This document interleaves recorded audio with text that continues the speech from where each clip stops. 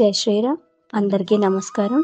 భగవద్గీత 2వ అధ్యాయము సంఖ్యాయోగము 23వ అనువాదము. దీనిని శాస్త్రములు ఛేదించలేవు, నిప్పు కాల్చలేదు, నీరు తడపలేదు, గాలి ఎండింపలేదు.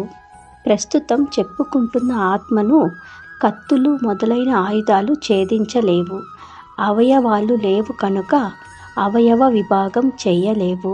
అట్లాగే దీనిని అగ్ని దహించలేదు, భస్మం చేయలేదు. అలాగే దీనిని నీరు తడపలేదు. అవయవాలు ఉన్నదానినే నీరు తడపడం కానీ కుళ్ళనట్లు కానీ చేయగలుగుతుంది. అట్లే అవయవాలను వేరు చేయగలుగుతుంది. అవయవాలు లేని ఆత్మయందు అది అసంభవం.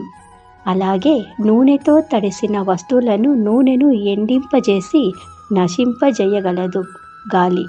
ఆత్మను మాత్రం గాలి కూడా ఎండింపజేయలేదు. జై శ్రీరామ్.